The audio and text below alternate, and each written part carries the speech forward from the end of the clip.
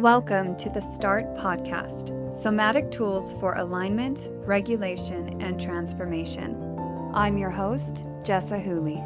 This episode is recorded as part of START, a free somatic healing program for people with painful childhoods.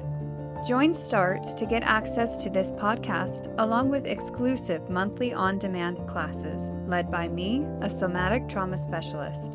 If you're ready to create a life of calm, confidence, and belonging, join START by visiting alwaysvibin.com or search Vibin Wellness in your Apple or Google Play App Store.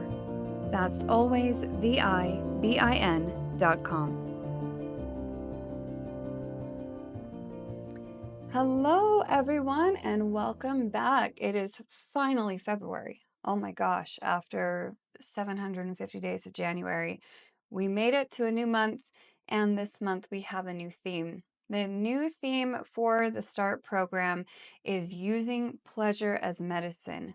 Ooh, so juicy. I cannot wait to share all this content and the classes for this month's theme.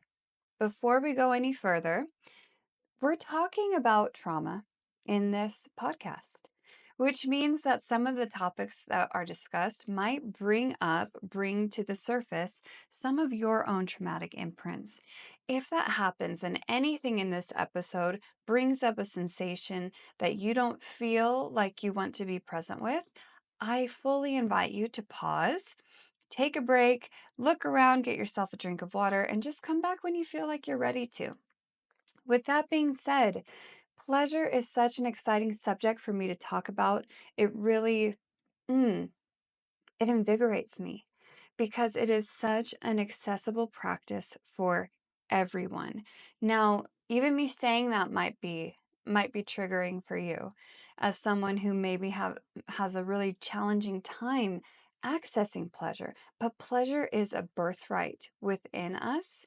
And it is so healing. We all have access to it, even if it's been really suppressed, really dormant, shrouded in a bunch of cultural jargon and expectations and baggage and things like that. So we're going to talk about why that is, how we access it, why it's even important. When I'm speaking to you as a somatic trauma specialist specializing in childhood or developmental trauma, why am I even bringing up pleasure? That's really the focus of today. So let's just start there. Why don't you pause for a second? Take a moment. Take a breath. If it feels right, you can close your eyes, but that's not necessary. And I want you to think or feel into what comes to mind, what comes within your body when I say healing practices. When you visualize yourself engaging in healing practices, what arises to the surface? Try not to think too much about this. You can think of this as like the answer is like a bubble underwater just floating to the top. So I'm just going to give you a minute. What does a healing practice look like for you? Where are you? What are you doing? Is it easy or challenging?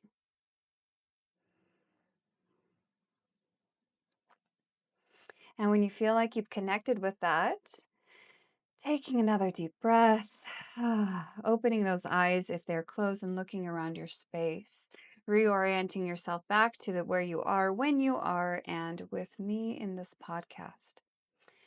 Now, I bring that up because oftentimes when we're thinking, especially in today's culture of really go hard, no pain, no gain, you get out of it what you put into it, these sentiments carry a lot of energy with them. There's a lot of this is supposed to hurt for you to heal. So it wouldn't surprise me if many of you, when you're thinking of healing practices, you were thinking of things that are very effortful, like breath work, a yoga class, crying. Maybe you visualize yourself doing some deep inner work and crying. In addition, healing is also connected with the idea that this is something we don't want to do. These are things that we have to do. These come from sentiments like, it may not be your fault, but it's your responsibility. Once again, none of these sentiments or expressions are inherently wrong. They have their own value. But what I'm getting at is that there's also this other viewpoint of healing, that this is something that I have to interact with so that I can go do the things that I want to do in my life. So that might look like maybe you visualize yourself in talk therapy. Maybe you visualize yourself meditating. And it wouldn't surprise me if very few of you actually visualized yourself doing something sincerely, deeply, truly pleasurable. What does that feel like? And that's not surprising to me, because pleasure has been very broadly divorced from the concept of healing. We don't even consider pleasure in most circles as a need. It is the ice cream after your dinner. It's the frosting on top of the cake. It's something that, ooh, wouldn't it be nice to have pleasure in this life? Yeah, it would be nice if I could only be so lucky. And some of us don't even feel like that opportunity has been available to us. We've lived in such challenging circumstances for so long that pleasure doesn't even feel like a part of existence as a person.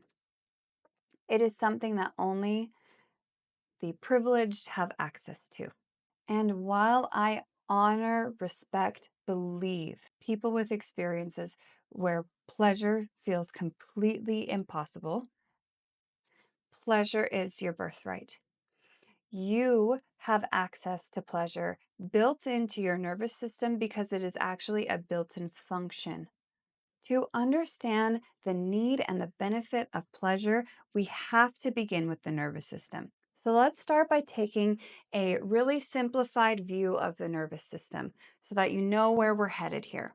Your body is made with a nervous system.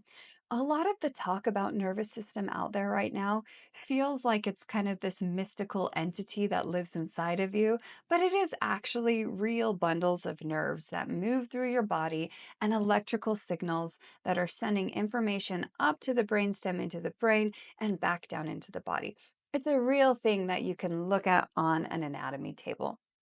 Our nervous system helps us interpret our experience at every single level, from the experiences we feel inside of ourselves, from what we can understand outside of ourselves, what we can sense outside of ourselves, and our relationship to what is within us and outside of us, meaning what is triggering me.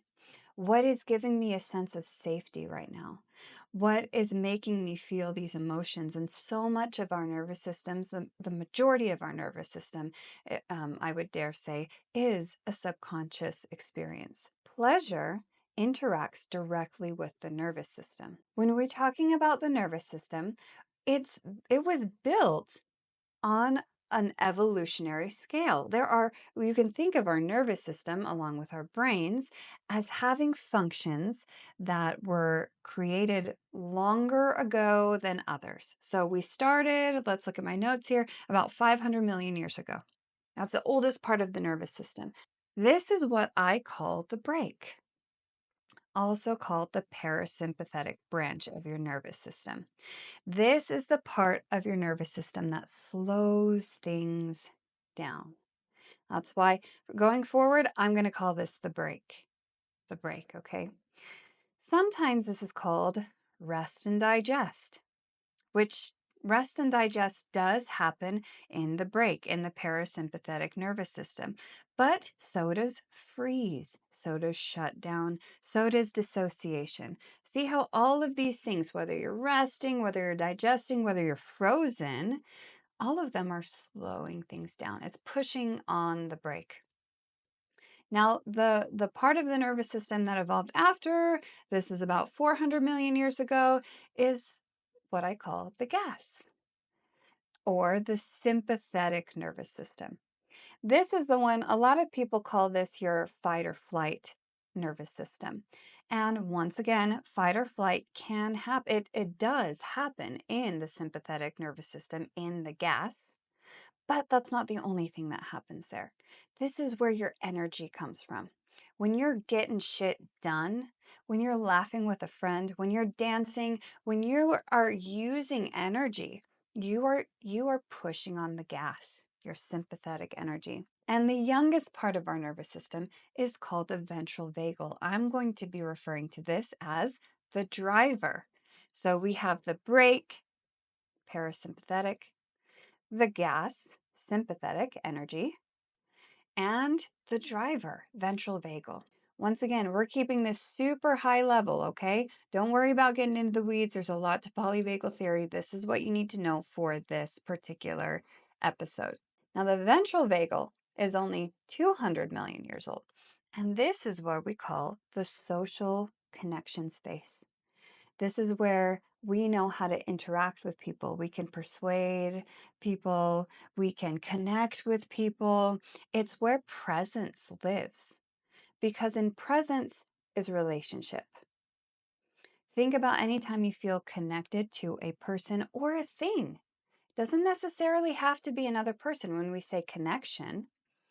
When you're really, let's see, you go sightseeing and you're standing at the edge of a canyon and you have that sense of, you are fully connected to what you are seeing, where you are, connection.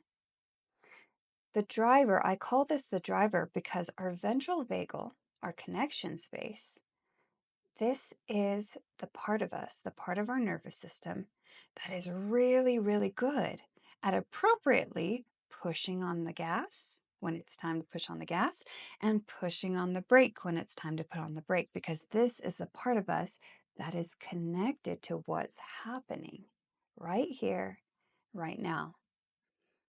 This is the part of us that has the most awareness. So we want it in the driver's seat. Quick recap, we've got our brake, we've got our gas, we've got our driver. Now, what the hell does this have to do with pleasure?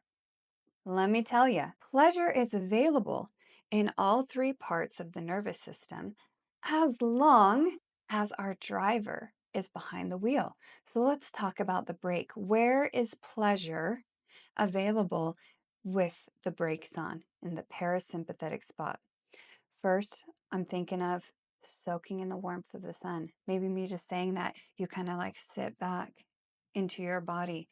That is a breaking experience. I'm relaxed, I'm soft, I'm not going anywhere, but I'm connected. There's the driver, the connection.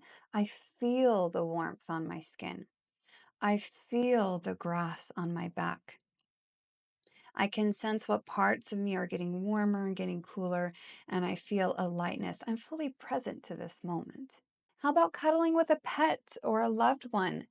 You're just collapsed into that little fluffy animal critter, my Jocko, miniature schnauzer that I have here, and you're feeling the fur on their back and you can hear their breath. This is where you're like, oh my God, babe, you see how he's holding me, he's snuggling into my, oh, yeah, it's because you're fully here. You are not missing one little moment with this little creature of yours.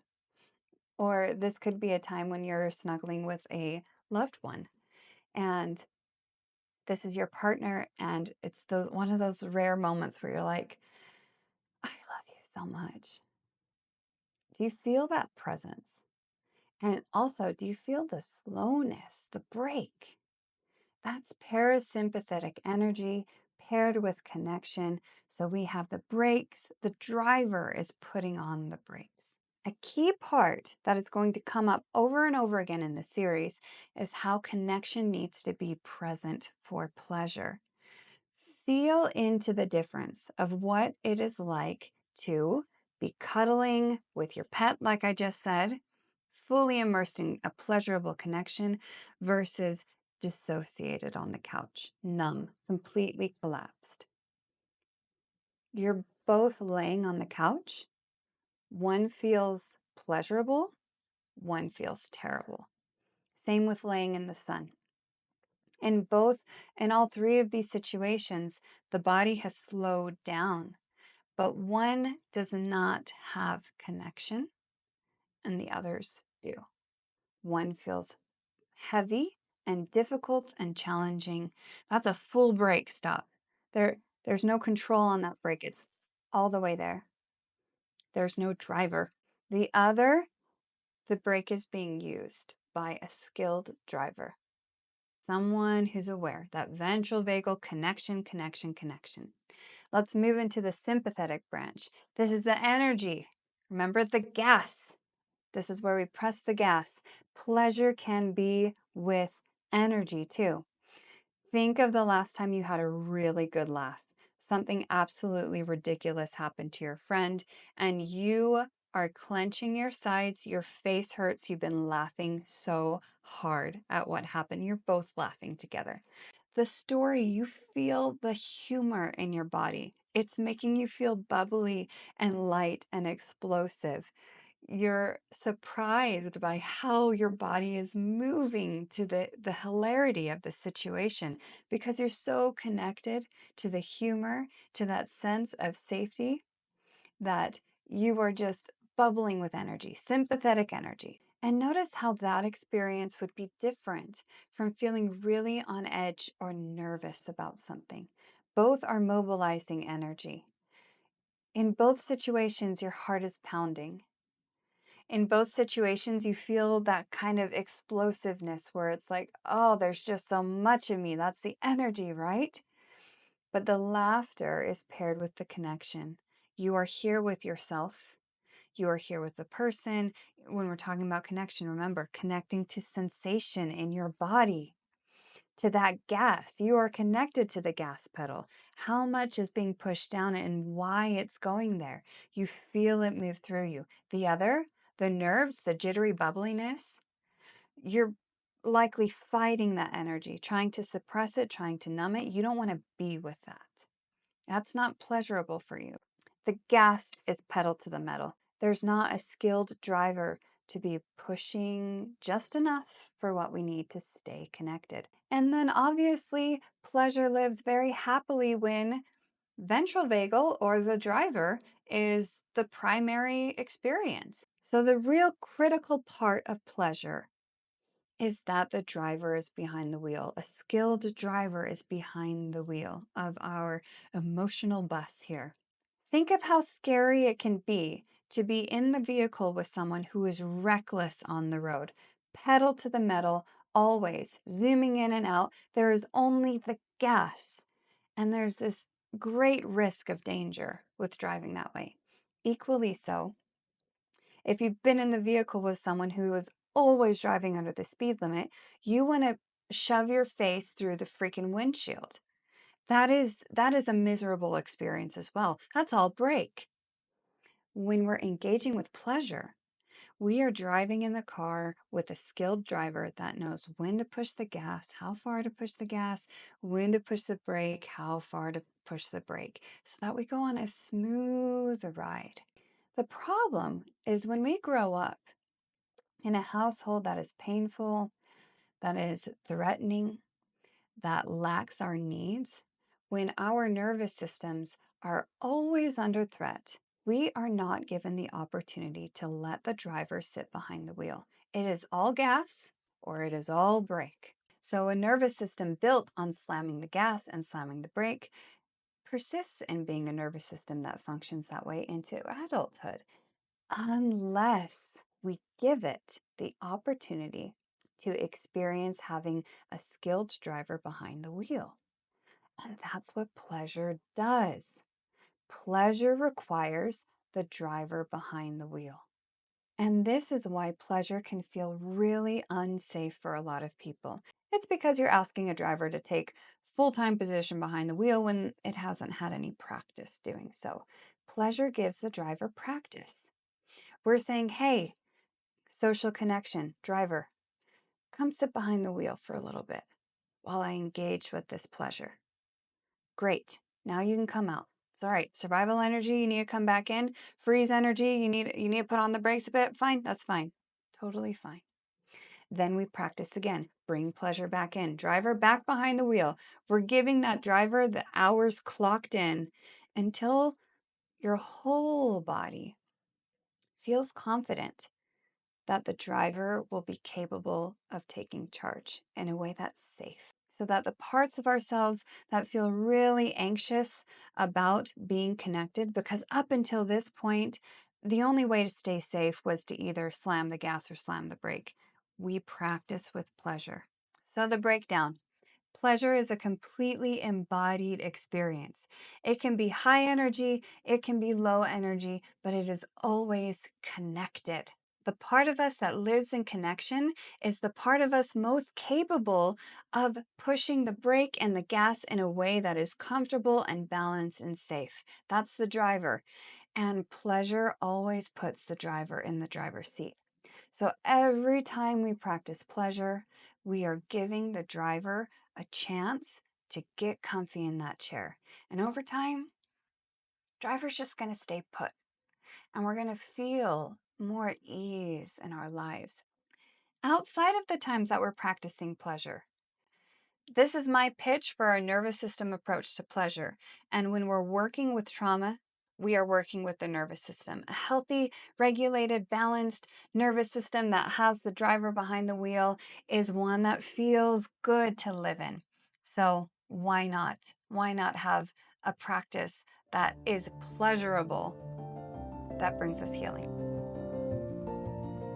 Thanks for listening. To get the most from this podcast episode, visit alwaysvibin.com to join the free START program, or search Vibin Wellness in your Apple or Google Play App Store. The information in this episode is not intended to diagnose or treat any condition. Please contact your mental health practitioner or a medical doctor for advice specific to your needs.